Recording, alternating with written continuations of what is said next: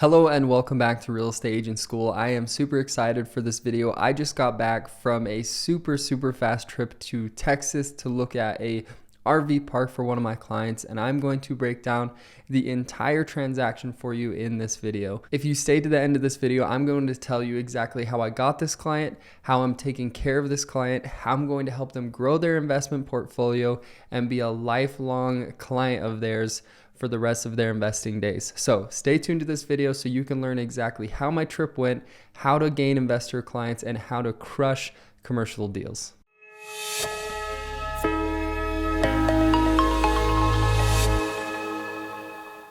In the next little video, I am going to show you what I looked like at 4:30 in the morning driving to the airport. I give you a little intro on what my day is going to be like. I'm going to take you through the drive to the airport, my flight, as well as showing up at the RV park. Good morning. It is 4:30 a.m. and I am headed to the airport to fly out to Texas to visit the most recent RV park that I put under contract, which we will be doing a site visit on to count the pads as well as talk to the owner and do our own due diligence prior to moving forward with the transaction. And so I wanted to take you along throughout this journey and my day and going on the flight, visiting the park, and doing some other due diligence. And so excited for this video. Stay tuned for how I acquired my client, how I am working with this client, and what type of deals we're finding to further have success in the commercial space.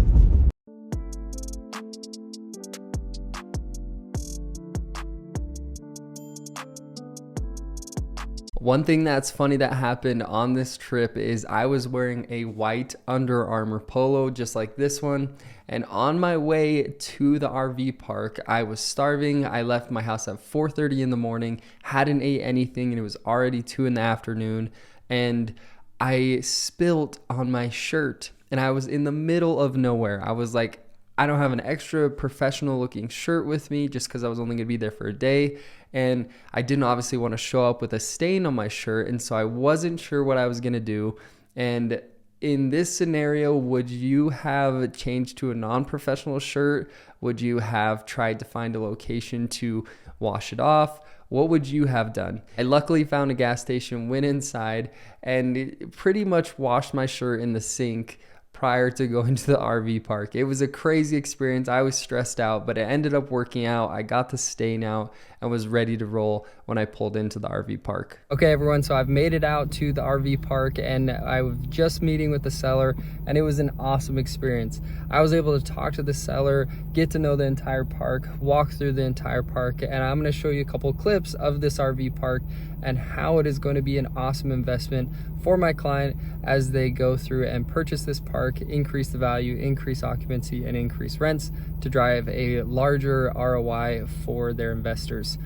On top of this, by meeting the seller in person, having an awesome conversation, building a relationship, and actually just making a friend, I was able to turn this deal from conventional financing to potentially into seller financing, with the park owner staying on to run the park for my client. So this goes to show that there is incredible potential just by being present, caring about people, learning about their situation, learning about their life, and providing value. So as I walk you through the park, I'll tell you about the different aspects, the questions I was asking, as well as how this park is going to be an awesome return on investment for my client. So there are tons of cool features about this RV park that were awesome for my client. One is the ability to put a pool in, which will increase occupancy significantly, as well as adding boat storage or carports and maybe even storage units to this property to increase the income of the property.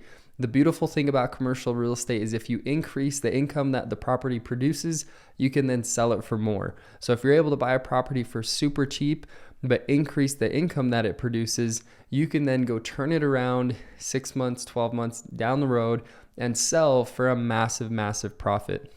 This is super common that people buy mobile home parks and RV parks to actually just flip them because they bring in the infrastructure, they build out the occupancy, they bring in amenities that attract new tenants, and then they flip the park to somebody else. So This is an incredible strategy. We are more looking for cash flow on this property, and it's going to knock it out of the park.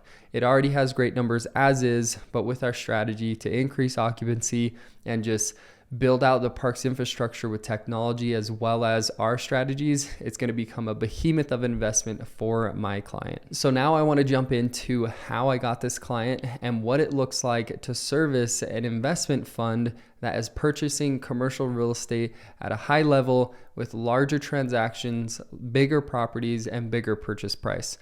With my business currently, I'm lucky enough to still have residential business that comes in on a weekly basis.